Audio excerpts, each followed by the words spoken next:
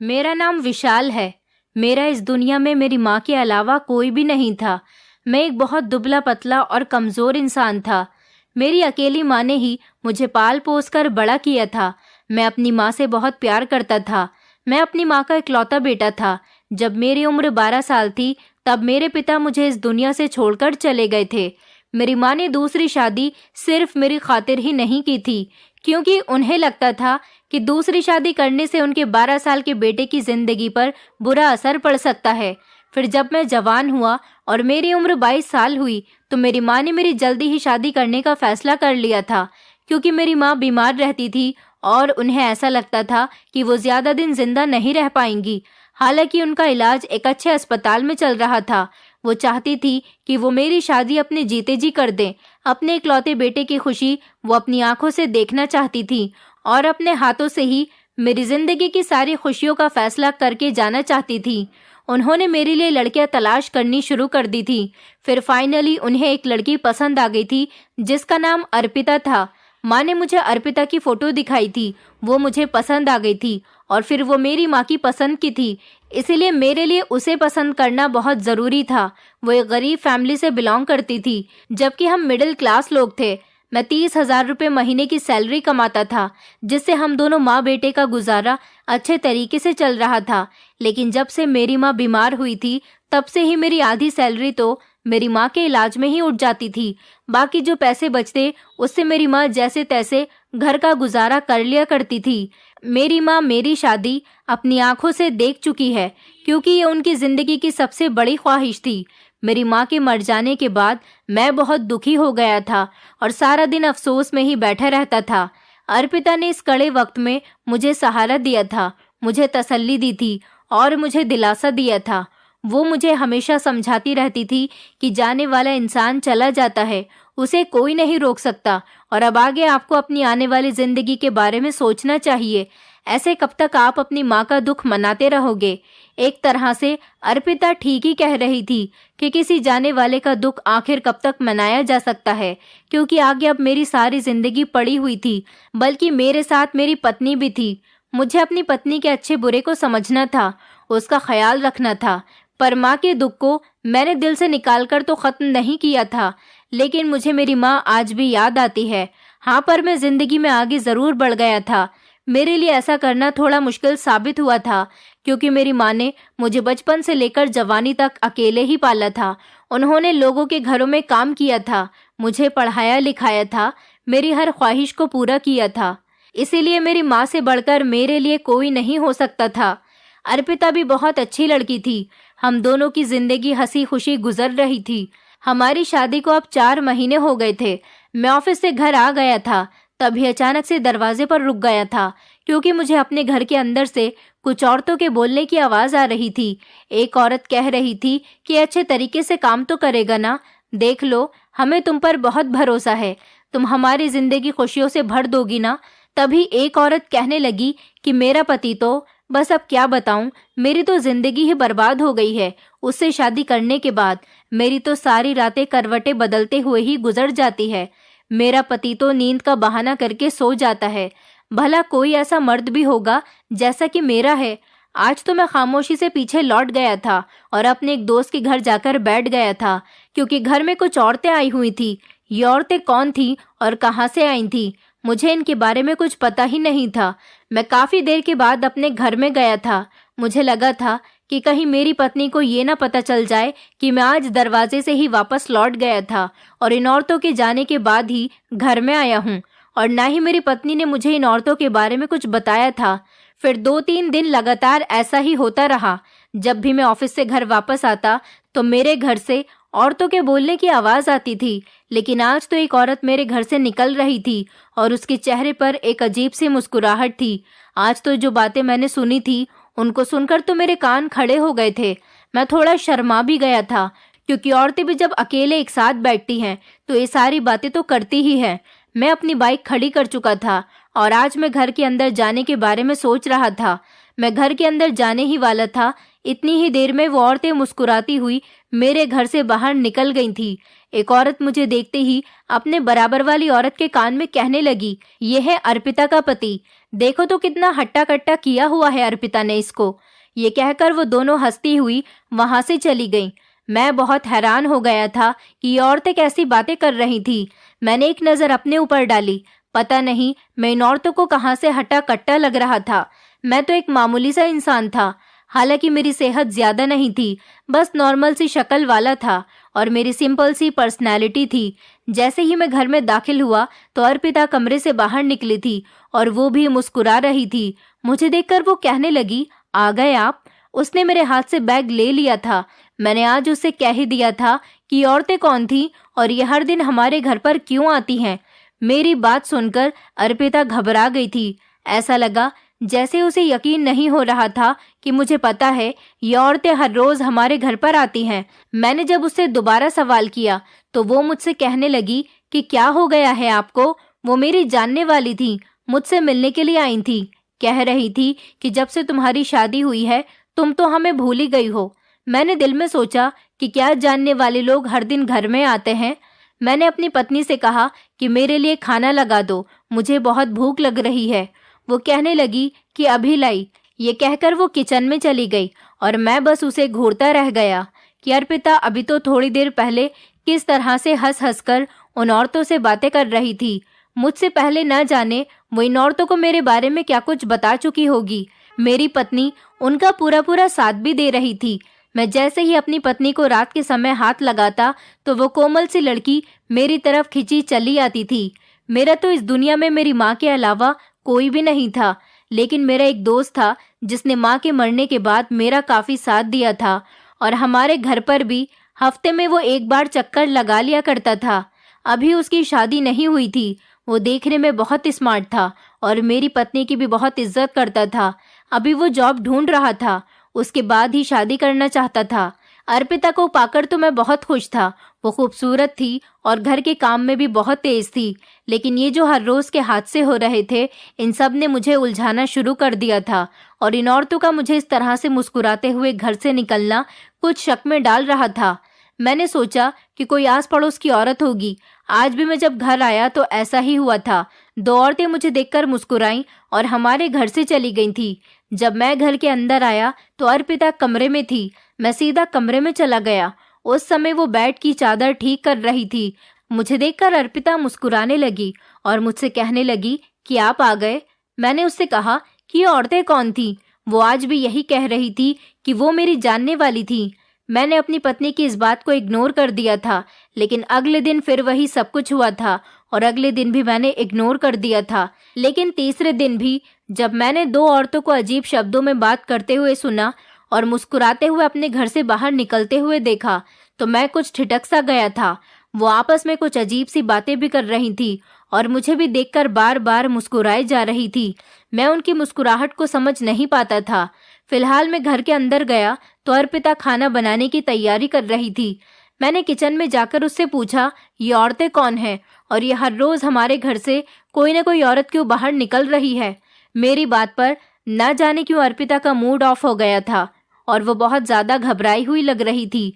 ऐसा लग रहा था जैसे मेरी बातें सुनकर वो डर गई थी।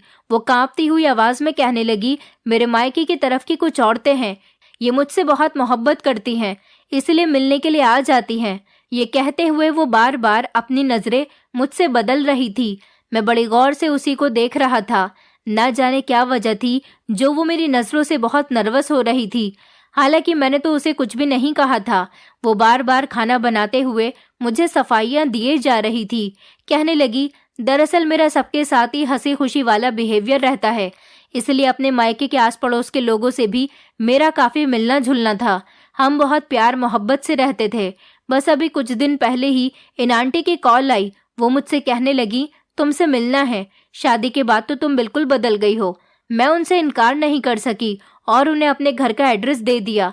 मैंने अपनी पत्नी की बात पर कोई जवाब नहीं दिया। मैं तो बस उसके चेहरे पर छाई हुई परेशानी देख रहा था। न मैंने उससे कोई सफाई मांगी थी और न ही कोई पूछताछ की थी। उसका मुझे इस तरह से सफाई देना बहुत अजीब लग रहा था। मुझे ऐसा लग रहा था कि वो मेरी बातों से बहुत परेशान हो गई थी। मेरे घर में किसी तरह की कोई कमी नहीं थी। वैसे तो मैं नौकरी करता था, अच्छी कमाई करता था, घर भी अपना ही था, इसलिए ज़्यादा टेंशन लेने वाली कोई बात नहीं थी। लेकिन इन दिनों मुझे कुछ परेशानी हो रही थी, क्योंकि मेरे ऑफिस में ठीक से काम भी नहीं हो रहा था, और फिर शादी का खर्चा, उसके बाद मेरी माँ के इलाज का खर्चा, इन सारे खर्चों को एक साथ आ जाने से मैं अभी तक संभल नहीं पाया था। लेकिन फिर भी मेरी पत्नी मुझसे किसी तरह की कोई शिकायत नहीं करती थी, और इन दिनों तो मुझे घर में राशन लिए हुए भी 1 महीना गुजर गया था। पर मेरी पत्नी ने घर को इतने अच्छे तरीके से संभाला हुआ था कि मुझे किसी बात की टेंशन ही नहीं थी। वो मुझसे कभी पैसों की भी कोई शिकायत नहीं करती थी। लेकिन मेरे लिए तो परेशानी बढ़ गई थी। अभी मेरे पास पत्नी थी, कल को बच्चे भी होने हैं, लेकिन मेरे ऑफिस में काम बड़ी मुश्किल से हो रहा था। वैसे तो मैं सारे घर का खर्चा खुद ही किया करता था, लेकिन जब से मेरे पास पैसों की कमी होने लगी थी, मेरी पत्नी ने मुझे इस बात का एहसास तक नहीं होने दिया था। शायद वो पैसों को जोड़कर रखती थी, लेकिन मैंने अभी तक अपनी पत्नी के हाथ में पैसे नहीं रखे थे। मेरी शादी को हालांकि अब 6 महीने होने वाले थे, लेकिन अभी तक मेरी पत्नी ने मुझसे खर्चे के पैसे नहीं मांगे थे। अगले दिन फिर से मैंने घर से एक औरत को निकलते हुए देखा। उस दिन हमारे पड़ोसी गुजर रहे थे। उन्होंने मुझसे मुलाकात की, मुझसे मेरे हालचाल पूछने लगे। वो कहने लगे कि तुम्हारी पत्नी के बहुत रिश्तेदार हैं। जब तुम्हारी माँ यहाँ रहती थी तो उनसे मिलने के लिए तो कोई भी नहीं आता था, लेकिन जब से तुम्हारी शादी के बाद तुम्हारी माँ का देहांत हुआ, तब से तुम्हारे घर में हर रोज कोई ना कोई औरत आती जाती रहती है। फिर वो कहने लगे कि अपनी पत्नी की हमारे मोहल्ले की औरतों से भी जान पहचान करवाओ। हमारे मोहल्ले की तो कोई भी औरत अगर तुम्हारे घर का दरवाज़ा खटखटाती है तो तुम्हारी पत्नी दरवाज़ा ही नहीं खोलती, बल्कि अंदर से ही जवाब दे देती है कि मैं काम में बिजी हूँ, मिल नहीं सकती। बड़ी अजीब है तुम्हारी पत्नी। हालांकि मेरी बेटी भी और मेरी पत्नी भी तुम्हारे यहाँ तुम्हारी पत्नी से मिलने के लिए गई थी, पर तुम्हारी पत्नी ने दरवाज़ा ही नहीं खोला। ये बात सुनकर मुझे शर्मिंदगी महसूस हुई थी। मुझे बहुत अजीब लगा था। मैं तो समझा था कि वो औरतें तभी आती हैं जब मैं ऑफिस से वापस आता हूँ, लेकिन सारा दिन किसी न किसी औरत का आना जाना मुझे अपने मोहल्ले की शर्मा जी से पता चला था। वो तो काफ़ी अच्छे थे, उनकी पूरी फैमिली पढ़ी लिखी है और सभी लोग समझदार थे। मुझे ये भी बुरा लगा था कि मेरी पत्नी ने उनकी बेटी और उनकी पत्नी को दरवाजे से ही वापस भेज दिया था। उसने उन्हें अंदर क्यों नहीं आने दिया? अगर वो मेलझोल रखती है तो फिर अपने मायके की तरफ की औरतों से ही क्यों रखती है? उसे यहाँ भी सबसे मिलजुल कर रहना चाहिए था। मैंने घर जाकर जैसे ही चाबी से घर का दरवाज़ा खोलना चाहा तो घर का दरवाज़ा अंदर से लॉक था, लेकिन अंदर से औरतों के हंसने की आवाज़ें और बातें करने की आवाज़ें आ रही थी। जो बातें मैंने इन औरतों के बीच सुनी तो मेरा सर चकराकर रह गया था। ये मैं क्या सुन रहा था? ये बातें सुनकर मेरा गुस्से से बुरा हाल हो गया था। मैंने अपने कमरे के दरवाजे का नॉक घुमाया तो दरवाज़ा अंदर से बंद था। दरवाज़ा खटखटाते ही मेरी पत्नी ने दरवाज़ा खोला था। उसने मुझे बाहर खड़ा हुआ देखा तो वो घबरा गई थी। उसके चेहरे पर पसीना आने लगा था। वो अपने चेहरे पर आने वाले पसीने को पोंछने लगी। मैंने कहा, कौन है कमरे में? तो वो कहने लगी कि मेरी एक जानने वाली है। मैंने कहा, हटो पीछे, लेकिन मेरी पत्नी सामने ही खड़ी रही। मैंने कहा, अर्पिता पीछे हटो। ये कहकर मैंने अपनी पत्नी को पीछे हटाया था। मैं जैसे ही कमरे में दाखिल हुआ तो मेरे होश उड़ गए। कमरे के अंदर एक 45 साल की औरत बैठी हुई थी। उसकी हालत बहुत बुरी हो रही थी। वो मुझे देखकर फौरन से अपने कपड़े ठीक करने लगी। मैंने अपनी नज़रें झुका दी और कमरे से बाहर आ गया। मेरा चेहरा गुस्से से लाल हो रहा था। वो औरत अपने आप को ठीक करने के बाद कमरे से बाहर निकल गई और उस औरत के जाने के बाद मेरी पत्नी ने घर का दरवाज़ा बंद कर लिया। मैं बड़े गुस्से से अपने कमरे में चला गया था। मैंने देखा तो बेड की चादर बहुत ख़राब थी। मैं बेड पर बैठकर दोनों हाथों में अपना सर पकड़कर बैठ गया।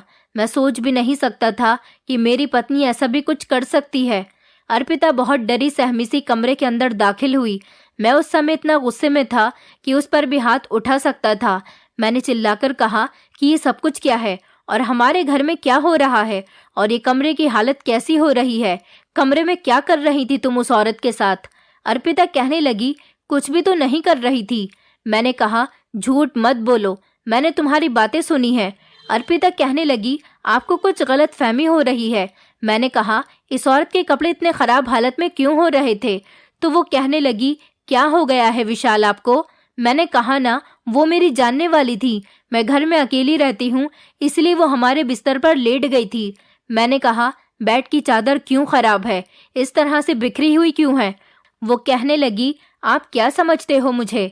हम दोनों बातें कर रहे थे और लेटकर आराम कर रहे थे, इसलिए चादर खराब हो गई होगी। मैंने अपनी पत्नी से कहा, तुम लोग क्या बातें कर रही थी, क्योंकि जो बातें मैंने सुनी वो तो बहुत अजीब थी। मेरी पत्नी कहने लगी, क्या सुन लिया है आपने? जाहिर सी बात है, जैसे आप मर्द लोग एक साथ बैठकर अपनी पत्नी की बातें आपस में डिस्कस करते हो, इसी तरह से वही बातें हम औरतें बैठकर अकेले में कर लेते हैं। पता नहीं आपने क्या सुन लिया और क्या सोच लिया। ये कहते हुए अर्पिता रोने लगी थी। मुझे खुद पर शर्मिंदगी महसूस हो रही थी। मैंने सोचा, जो मैंने सुना वो मेरा वहम हो। वैसे भी वो दोनों औरतें थीं। अगर वो औरत हमारे बेड पर लेट गई थी तो इसमें कोई गलत बात नहीं थी। बेड पर तो बैठने से भी बेड की चादर खराब हो जाती है, और वो दोनों ऐसे ही नॉर्मली बातें कर रही थी। वो औरत किसी चीज़ की बात कह रही थी मेरी पत्नी से कि जब से मेरे पति ने वो चीज़ इस्तेमाल करना शुरू की है, उनमें काफ़ी ताकत आ गई है और उनको अब कमज़ोरी भी महसूस नहीं होती। पूरी रात उन्होंने मेरे साथ, वो हंसकर ये बात मेरी पत्नी को बता रही थी। मेरी पत्नी भी उसकी बात का हंसकर ही जवाब दे रही थी। मेरी पत्नी ने कहा, देखा मेरा कमाल, अब तुम मज़े ही मज़े करोगी और अपने पति की दीवानी हो जाओगी। उस औरत ने मेरी पत्नी से कहा कि चलो हटो, मुझे तुम्हें बताते हुए शर्म आ रही है। ये बात सुनकर मेरी पत्नी अर्पिता कहने लगी, अरे शर्माना कैसा आंटी, बताओ ना मुझे क्या हुआ था रात को। वो 40 साल की औरत अपनी सारी रात की कहानी मेरी पत्नी को बता रही थी, जो मैंने थोड़ी सी सुनी थी तो मेरा दिमाग घूमकर रह गया था। पता नहीं, मुझे ऐसा लगा कि वो औरत मेरी पत्नी के साथ कुछ गलत कर रही है या वो दोनों मिलकर कुछ गलत कर रही है, क्योंकि उन दोनों के बोलने का स्टाइल थोड़ा अजीब सा था। शायद मैं ही गलत था। मुझे अपनी सोच पर अफसोस होने लगा था। अर्पिता शायद ठीक ही कह रही थी। जब हम मर्द आपस में बैठकर अपने घरेलू बातें और अपनी पत्नी के साथ गुजरी हुई पर्सनल मैटर्स एक दूसरे के सामने डिस्कस कर लेते हैं, तो औरतें भी आपस में डिस्कस कर लेती होंगी। ये कोई अनहोनी बात तो नहीं थी, लेकिन वो शायद मेरी बहुत बड़ी गलतफहमी थी कि मैंने अपनी पत्नी पर भरोसा किया था।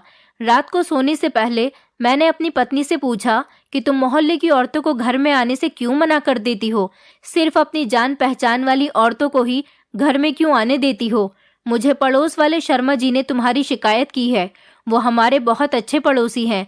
जब माँ जिंदा थी मेरी शादी से पहले, तो वो हम लोगों का बहुत ख्याल रखते थे और उनकी पत्नी भी मेरी माँ के साथ बातें करती रहती थी। वो और उनकी बेटी तुमसे मिलने के लिए आई थी और तुमने उन्हें दरवाजे से ही वापस भेज दिया, दरवाज़ा तक नहीं खोला। कितनी बुरी बात है तुम्हारी। वो कहने लगी, मैं उस टाइम नहा रही थी, इसलिए आवाज़ देकर मना कर दिया। आप उनको कह देना कि वो अब आ जाएं, मैं उनसे मिल लूंगी। ये बात भी मेरी पत्नी की ठीक थी। वो इस तरह से तो बाहर नहीं आ सकती थी। मैं सोने के लिए लेटा तो अचानक मुझे उस औरत की बातें याद आने लगी। वो मेरी पत्नी से किसी सिरप की बात कर रही थी। न जाने किस तरह की सिरप की बात कर रही थी। इससे पहले भी जब मैंने इन औरतों की बातें छुपकर सुनी थी तो उसमें भी सिरप का जिक्र आया था, जो सिरप इन औरतों के पति इस्तेमाल कर रहे थे। आखिर ऐसा भी उस सिरप में क्या था जो उसके पति में ताकत आ गई थी कि उसने अपनी पत्नी की चीखें निकलवा कर रख दी थी। मेरे दिल में भी अजीब अजीब से ख्याल उठने लगे, क्योंकि जब से मेरी शादी हुई थी मैं खुद को थका थका महसूस करने लगा। मैं पहले से भी काफ़ी पतला दुबला था, लेकिन शादी के बाद और ज़्यादा कमज़ोरी महसूस करने लगा था। वैसे तो मुझे कभी मेरी पत्नी ने इस बात पर ताना नहीं दिया था, लेकिन मुझे ऐसा लगता था जैसे थोड़ी बहुत कमी मुझ में है। और हमारी शादी को 6 महीने होने के बावजूद भी अभी तक मेरी पत्नी को भी कोई गुड न्यूज़ नहीं थी। मेरे दिमाग में ये ख्याल उभरने लगा कि क्यों ना मैं भी अपनी पत्नी से उस सिरप के बारे में पूछूं, जिसके बारे में सारी औरतें मिलकर बातें करती हैं। लेकिन न जाने क्यों मैं अपनी पत्नी से ये बात नहीं पूछ पाया था। शायद मर्द की पर्सनालिटी इस बात की परमिशन नहीं देती कि वो औरत के सामने अपनी इस तरह की कमज़ोरी का जिक्र करे। वैसे तो मेरी पत्नी ये बात इन 6 महीनों में जान ही चुकी थी, मगर कभी पलटकर उसने मुझसे ऐसा कुछ नहीं कहा था कि मैं उसकी ज़रूरत को पूरी नहीं कर पा रहा था। तभी तो अर्पिता आज आने वाली इस औरत से पति पत्नी के बीच होने वाले संबंध का पूछ रही थी। लेकिन अब मैं इस बारे में सीरियस होकर सोचने लगा था, क्योंकि एक बार जब मैं अपने घर आया तो मेरी पत्नी किसी से फ़ोन पर बातें कर रही थी। मेरी पत्नी फ़ोन पर किसी से कह रही थी कि औरत हमेशा बाहर की मोहब्बत तलाश करने लगती है जिसे उसका पति खुश नहीं कर सकता। जिन औरतों के पति कमज़ोर हों और सारा दिन थकावट होने के बाद रात को न सिर्फ अपनी पत्नी को मायूस करें बल्कि खुद भी आधे अधूरे हों, इस सब की वजह से ही पत्नियां गैर मर्दों से रिश्ते रखती हैं। हमारी दवाई इस सब का ही इलाज करती है। ये सुनकर मेरा दिमाग हैरान हो गया था। मुझे अंदर आता हुआ देखकर मेरी पत्नी ने घबराकर फ़ोन बंद कर दिया था। मैंने उससे कहा कि तुम किससे बात कर रही हो? वो कहने लगी, बस अपनी बहन से। मैंने महसूस किया था कि मेरी पत्नी शायद मुझसे डरती है, तभी तो वो मुझसे कभी खुलकर बात नहीं करती, खामोश सी रहती है। दूसरी पत्नियों की तरह मेरे साथ घुल मिलकर नहीं रहती जैसा कि वो औरतें रहती हैं। मैं उसके करीब जाकर बैठता तो उसके ऊपर एक अजीब तरह की घबराहट हो जाती थी। पता नहीं क्यों मुझे ऐसा लगता था जैसे कहीं ना कहीं कोई ना कोई तो गड़बड़ ज़रूर है। अभी उसका इस तरह से बात करना मुझे अजीब बेचैन कर गया था। अर्पिता किचन में खड़ी हुई बर्तन धो रही थी। मैं उसके पीछे चला गया और जाकर मैंने उसे अपनी बाहों में भर लिया। मेरी सांसें खुद पर महसूस करके शायद वो मेरी फीलिंग्स को भांप चुकी थी। तभी अचानक उसने मुझे पीछे धक्का दे दिया और खुद को आज़ाद करवा लिया। मगर मैं उसके कान के पास धीमी सी आवाज़ में कहने लगा, क्या बातें कर रही थी तुम अपनी बहन से कॉल पर? पहले तो वो मुझे खुद से छुड़वा रही थी, लेकिन अब मेरे सवाल पर उसके दिल की धड़कन तेज हो गई थी। वो कहने लगी, शर्म करो आप, वो मेरी बहन है, उसकी और मेरी प्राइवेट बातें मैं आपको क्यों बताऊं? अपनी पत्नी की इस बात पर मैं झुंझला गया था और फिर उसका चेहरा अपनी तरफ करके कहने लगा कि जब तुम दोनों और तुम्हारे मायके की आस पड़ोस वाली औरतें एक दूसरे के पतियों और उनके बिस्तर तक की बातें कर सकती हो, तो फिर तुम अपने पति को ये बात क्यों नहीं बता सकती? मेरे इस सवाल पर उसने मुझे पीछे धकेल दिया था और कहने लगी कि आप भी बहुत अजीब बातें करते हो। मेरी पत्नी ने मुझे कमरे में जाने के लिए कह दिया था। उसने तो मेरी फीलिंग्स पर पानी ही फेर दिया था। अपने पति के साथ वक्त गुजारने के लिए तो पत्नियां तरसती हैं और अर्पिता तो औरतों से ऐसी बातें उगलवाया करती थी। न जाने मेरे साथ बात करते हुए उसे क्या उलझन हो रही थी, न जाने असल बात क्या थी। फिलहाल मैं अपने कमरे में वापस आ गया था। वैसे भी आज काम का लोड ज्यादा होने की वजह से मेरे सर में बहुत दर्द हो रहा था। मैंने सोचा कि मैं नहा लेता हूँ। जब से मेरी शादी हुई थी मेरे कपड़े मेरी पत्नी ही निकाल कर रख दिया करती थी। मुझे कभी ज़रूरत ही नहीं पड़ी थी कि मैं खुद अलमारी खोलकर अपने कपड़े निकाल सकूं। मेरी पत्नी घर को अच्छे तरीके से चलाने वाली औरत थी। इन दिनों वो मेरे करीब आने पर अजीब तरह से घबरा जाती थी। कपड़े निकालने के लिए जैसे ही मैंने अपनी अलमारी खोली तो अचानक ही मेरी नज़र अलमारी में बने लॉकर पर गई। मैंने लॉकर को खोलना चाहा तो वो लॉक था। मुझे बड़ी हैरानी हुई थी कि आखिर उसमें ऐसा क्या पड़ा हुआ था जिसमें मेरी पत्नी ने ताला लगा दिया था। तभी अचानक से मेरा ध्यान उस सिरप की तरफ गया जिसका जिक्र वो घर में आने वाली औरतों से किया करती थी।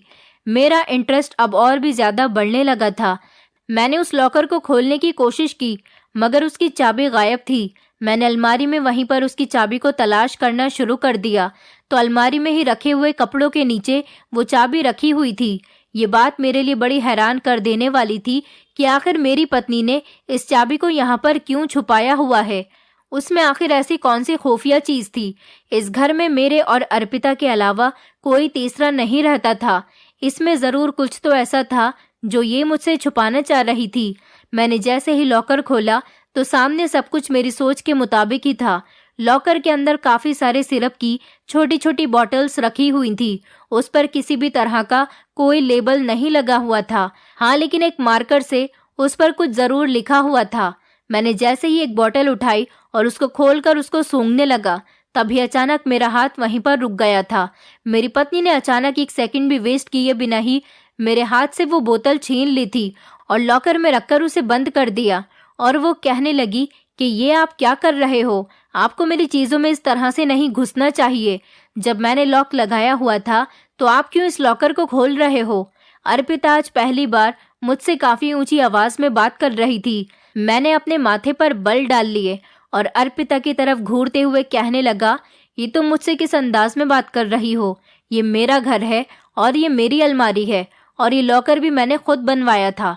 ये बॉटल्स तुमने इसके अंदर क्यों छुपा कर रखी हुई हैं और ये किस चीज़ की बॉटल्स हैं?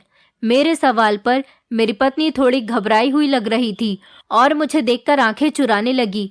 फिर वो कहने लगी कि कुछ भी नहीं, बस ये मेरी दवाई है। मैंने कहा, इतनी ढेर सारी दवाई? आखिर तुम्हें क्या परेशानी हो गई जो तुम्हें दवाई की जरूरत पड़ गई? मेरी पत्नी कहने लगी, मैं इस बारे में आपको नहीं बताना चाहती थी। मेरी कुछ तबीयत ठीक नहीं है, इसलिए मैंने इसको लॉकर में छुपाकर रख दिया था। वो नजरें चुराकर मुझसे बात कर रही थी। मैंने अपनी पत्नी से कहा, और कितना झूठ बोलोगी? अब मुझे सच सच बता दो कि आखिर क्या बात है। उसकी बातों से साफ जाहिर हो रहा था कि वो झूठ बोल रही है। जैसे ही वो अलमारी बंद करके वहां से जाने लगी, मैंने उसे जोर से जकड़कर अपनी तरफ खींच लिया।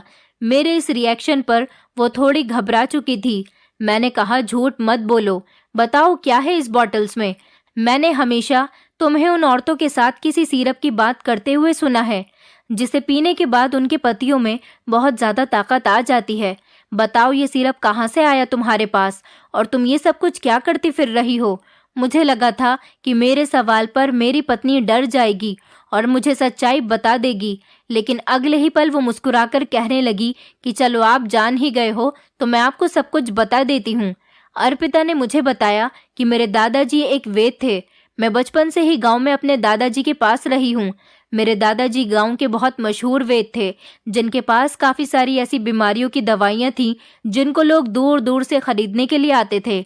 यही वजह थी कि मेरे दादाजी सारे गांव में ही नहीं बल्कि बाकी के गांव और शहर में भी फेमस हो गए थे। मेरे दादाजी के पास जो औरतें बांझ होती थीं वो अपना इलाज करवाने के लिए आती थीं, और कुछ ऐसे मर्द आते थे जो नामर्द होते थे और उनका इलाज होना नामुमकिन था। कुछ ऐसे भी शादीशुदा जोड़े आते थे जो उम्र होने के साथ साथ शारीरिक संबंध बनाने के काबिल नहीं रहे थे। मेरे दादाजी के पास हर बीमारी का इलाज था। वो अपनी आयुर्वेदिक औषधियों और जड़ी बूटियों से इस तरह की सिरप और तेल बनाते थे। मेरे दादाजी से लोग दवाई खरीदने के बाद अपनी बीमारियों से मुक्त हो जाते थे और इसीलिए उनको दुगनी कीमत देकर जाते थे, क्योंकि उनकी बीमारियां जड़ से खत्म हो जाती थीं। मैं जब अपने दादाजी के साथ उनकी दुकान पर बैठती थी तो ये सब कुछ देखकर काफी हैरान होती थी।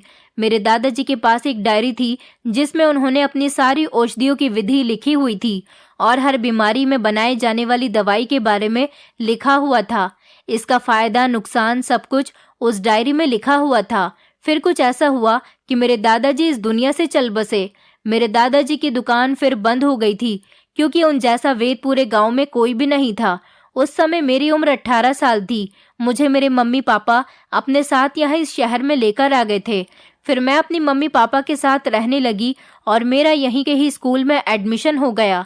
धीरे धीरे मेरी पढ़ाई बढ़ती गई और फिर जब मैं कॉलेज गई तो वहाँ जाने के बाद मैंने अपने दादाजी के इस्तेमाल की जाने वाली आयुर्वेदिक जड़ी बूटियों से ऐसा सिरप बनाया जिसमें मर्द और औरतों के लिए काफ़ी सारे फायदे हों।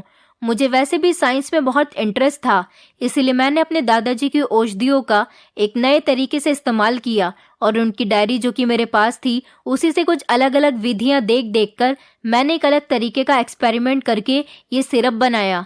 इस सिरप को पीने के काफ़ी सारे फायदे हैं। जो मर्द इस सिरप को पी लेगा वो अपनी पत्नी को हर रात खुश करेगा और उसके अंदर दुगनी ताकत आ जाएगी। और ये सिरप अगर औरत अपने पेट पर लगाकर इस्तेमाल करेगी तो उसके पेट की सारी बीमारियां दूर हो जाएंगी।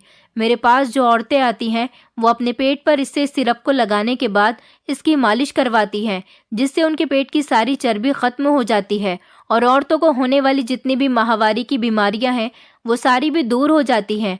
कुछ ऐसी औरतें होती हैं जो ज़्यादा उम्र हो जाने के बाद शारीरिक संबंध में ज़्यादा इंटरेस्ट नहीं रखती, जिसकी वजह से उनके रिलेशन उनके पति के साथ ख़राब होने लगता है। वही दुखी औरतें मेरे पास आती हैं, फिर मैं इस सिरप से उनके पेट की मालिश कर देती थी। ये एक सिरप अलग अलग बीमारी में अलग अलग तरीके से इस्तेमाल होता है। इसे पी भी सकते हैं और लगा भी सकते हैं ताकि उनके पेट की बीमारी दूर हो जाए और वो अपनी उम्र के साथ साथ शारीरिक संबंध बनाने के काबिल भी बन जाएं। इसी तरह से मैंने न जाने कितने ऐसे लोग हैं जिनको ठीक कर दिया। बहुत सी ऐसी औरतें हैं और बहुत से ऐसे मर्द हैं जो औरतें मुझसे ये सिरप खरीदकर अपने पति को पिलाती हैं, उनके अंदर दुगनी ताकत आ जाती है और वो ज़्यादा उम्र के होने के बावजूद भी अपनी पत्नी को संतुष्ट कर पाते हैं। दूसरी तरफ अगर कोई औरत ऐसी होती है जिसकी उम्र कम है या ज़्यादा है और वो किसी कारण अपने पति को संतुष्ट नहीं कर पा रही, उसको घर के काम करने के बाद थकान महसूस हो जाती है, तो उसके लिए भी ये सिरप बहुत काम का है और इस सिरप को पीने के बाद औरत की थकान उतर जाती है और वो अपने पति के साथ आसानी से शारीरिक संबंध बना सकती है। मैंने अपना ये सिरप तुम्हारी माँ के मर जाने के बाद ही बनाया था, क्योंकि मैंने देखा कि हमारी शादी में तुमने काफ़ी सारा पैसा खर्च किया था और तुम्हारी माँ के इलाज पर भी तुम्हारा काफ़ी सारा पैसा खर्च हो गया था। मुझे तुम परेशान नज़र आने लगे थे, इसीलिए मैंने ये तरीका आजमाया जिसको मैंने कभी नहीं आजमाया था। पर शायद मुझे लग रहा था कि अब मेरे लिए अपने दादाजी की डायरी का निकालना ज़रूरी हो गया है, ताकि मैं उनकी सारी विधियां देखकर इस दवाई को बना सकूं और इसको बेच सकूं। मैंने अपने कॉलेज में इस चीज़ का एक्सपेरिमेंट पहली बार किया था जब ये कामयाब हुआ था और मेरे टीचर्स ने मुझे बहुत सराहा था। इसीलिए मैंने इसका एक्सपेरिमेंट यहाँ करके चोरी चुपके औरतों को ये सिरप बेचनी शुरू कर दी, ताकि इस सिरप से मेरे पास पैसे आ सकें और उन औरतों के घर भी बच सके जहाँ पर पति पत्नी अपने पति या पत्नी से संतुष्ट ना करने पर दूसरी जगह अपने आप को खुश करने जाते हैं और ना जाने कितने पैसे बर्बाद करते हैं। तभी काफ़ी सारी ऐसी औरतें होती हैं जो मुझसे मालिश करवाने भी आती हैं और ये सिरप भी अपने पतियों के लिए लेकर चली जाती हैं और इसके बदले वो मुझे काफ़ी सारे पैसे देकर जाती हैं। मेरे पास पैसों की कोई कमी नहीं है, मैंने काफ़ी सारे पैसे जोड़कर रख लिए हैं ताकि आगे चलकर मुश्किल वक्त में वो हम दोनों के काम आ सकें। मैं आपको परेशान नहीं देख सकती थी, मैं आपकी परेशानी में बराबर से आपका साथ देना चाहती हूँ। मैं पढ़ी लिखी भले ही हूँ, लेकिन अपने दादाजी के नुस्खे मैं अच्छी तरह से जानती हूँ और इसी तरीके से मैंने लोगों की परेशानी को दूर करना शुरू कर दिया। मेरे सिरप के बारे में अभी हर कोई नहीं जानता, क्योंकि मैं सिर्फ ऐसे लोगों को ही अपना ये सिरप बेचती हूँ जिनको या तो मैं जानती हूँ और उन्हें जिन्हें सच में इस चीज़ की ज़रूरत है। मैंने कुछ गलत नहीं किया। इस दुनिया में ऐसे भी मर्द हैं जो शर्म की वजह से किसी को कुछ बताते भी नहीं हैं और अपना इलाज भी नहीं करते हैं, लेकिन उनकी इस कमी को सिर्फ उनकी पत्नी ही जान सकती है। हमारे देश में हर 10 में से 4 लोगों में ये कमी ज़रूर पाई जाती है कि वो अपनी परेशानी किसी को नहीं बताते और अंदर ही अंदर घुटते रहते हैं, बल्कि अपने दिल की बात दिल में ही रखते हैं। मेरी पत्नी इतनी बात कहकर खामोश हो गई थी। मैं बिना पलके झपकाए अपनी पत्नी को ही देख रहा था, जो फरफर जुबान चलाती हुई मेरे सामने बोल रही थी। मेरी पत्नी ने बताया कि काफ़ी सारी औरतें अपने पतियों से और काफ़ी सारे मर्द अपनी पत्नियों से बहुत खुश हैं, क्योंकि वो दोनों ही अपना रिश्ता एक दूसरे के साथ भरपूर तरीके से कायम कर रहे हैं। मैं अपनी पत्नी की पूरी बात सुन चुका था। इस बार वो अलमारी की तरफ गई और लॉकर से सिरप की एक बोतल निकालकर मेरे पास ले आई। कहने लगी, इसको सिर्फ 1 चम्मच पीने से ही मर्द के अंदर दुगनी ताकत आ जाती है और मर्द कभी भी कमज़ोरी महसूस नहीं करता। मैं अपनी पत्नी के हाथ में वो प्लास्टिक की बोतल देख रहा था। मैंने अपनी पत्नी से कहा, माना कि तुम ये काम कर रही हो, लेकिन अगर तुम मुझे इस बारे में पहले बता देती तो इसमें कोई परेशानी वाली बात नहीं थी। मैं अपनी पत्नी के टैलेंट पर आज बहुत खुश हुआ था। मैंने अपनी पत्नी से कहा, तुम लोगों का भला कर रही हो, लेकिन तुम्हें ये पता है कि तुम्हारा पति भी कमज़ोरी महसूस करता है। तुम्हें एक पल के लिए भी ये ख्याल नहीं आया कि तुम ये सिर्फ अपने पति को भी दे दो ताकि हमारी ज़िंदगी कुछ बदल सके।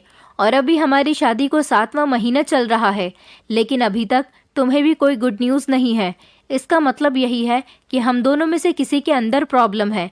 मैं चाहता हूँ कि तुम एक बोतल मुझे दे दो। मैं देखना चाहता हूँ कि ये सिर्फ आखिर इतना असर कैसे करता है। मेरी इस बात पर मेरी पत्नी शर्मा गई और कहने लगी, आप जैसे हो मुझे वैसे ही पसंद हो, भला आपको इस सिरप की क्या ज़रूरत। मगर मैं जानता था कि मेरे अंदर ही कमी है, क्योंकि मेरी पत्नी तो घर के सारे काम करती थी और 1 मिनट के लिए भी आराम नहीं करती थी, फिर भी बहुत फुर्तीली थी। काम तो मैं भी बहुत करता था, ऑफिस जाता था और घर के भी काफ़ी सारे काम किया करता था, लेकिन फिर भी मेरे अंदर बहुत थकावट थी। एक काम कर लेता तो दूसरा काम करने का मन ही नहीं करता था। मैं समझ गया था कि मेरे अंदर कमी है। मैं अपने इलाज के बारे में भी बहुत सीरियस था। मैंने ठान लिया था कि मैं भी अपनी पत्नी के इस टैलेंट को आजमाना चाहता हूँ। मैं इस सिरप का इस्तेमाल करके ही रहूँगा। मेरी पत्नी ने एक सिरप मुझे दे दिया था। वो तो ये कह रही थी कि आपको इसकी कोई ज़रूरत नहीं है, लेकिन फिर भी अगर आप मुझे आजमाना चाहते हो तो आप आजमा सकते हो। मैंने रात को सोते समय सिरप पी लिया था और सुबह जब मैं उठा तो ये देखकर हैरान रह गया था कि मेरे अंदर बहुत फुर्ती थी। मैंने सारा दिन ऑफिस में भी थकान महसूस नहीं की थी। रात को जब मैं घर आया तो अपनी पत्नी के साथ भी मैंने अच्छे तरीके से रिलेशन बनाया था। आज मुझे बहुत खुशी हुई थी कि मेरी पत्नी बहुत टैलेंटेड है और उसने सिर्फ मेरी मदद करने के लिए और घर के खर्चे में मेरा हाथ बटाने के लिए ही ये सब कुछ किया था। मेरी पत्नी सच में बहुत अच्छी है। उसने ना जाने कितनी ऐसी औरतों के घर बसा दिए थे जो अपने पतियों से नाराज थी। मैंने अपनी पत्नी से माफ़ी मांगी थी कि मैंने उस पर शक किया था और कई बार इस वजह से हम दोनों के बीच थोड़ी सी नोकझोंक भी हो गई थी। पर सबसे ज़्यादा हैरानी तो मुझे 1 महीने बाद हुई जब पता चला कि मैं पूरी तरह से ठीक हो गया हूँ और मेरी पत्नी भी प्रेग्नेंट हो गई है। ऐसा सिर्फ मेरी पत्नी के बनाए गए इस सिरप की वजह से ही हुआ था। आज इस बात को 5 साल हो गए। मेरी पत्नी हर उस ज़रूरतमंद इंसान को अपना सिरप बेच रही है जिसको इसकी ख़ास ज़रूरत है। इस तरह से मेरी भी मदद हो रही है और मेरी पत्नी भी लोगों के घरों में खुशियाँ वापस लेकर आ रही है। मेरी ज़िंदगी मेरी पत्नी के साथ बहुत अच्छी गुजर रही है और मुझे पक्का यकीन हो गया है कि ये सिरप सच में अच्छा काम करता है। अभी तो हम लोग अपने ही शहर में इसको बेच रहे हैं, लेकिन हमारा इरादा है कि हम लोग इसको सर्टिफाइड करने के बाद दूसरे शहरों में भी इसकी सेल करेंगे, ताकि ऐसे बहुत सारे शादीशुदा जोड़े जो एक दूसरे से निराश रहते हैं वो खुशी खुशी अपनी ज़िंदगी गुजार सकें। दोस्तों, उम्मीद करती हूँ आपको हमारी कहानी पसंद आई होगी। कहानी पसंद आई है तो वीडियो को लाइक करें, चैनल पर नए हैं तो चैनल को सब्सक्राइब करें और हाँ, नोटिफिकेशन बेल को ज़रूर दबाएं ताकि अगली अपडेट सबसे पहले आपको मिले।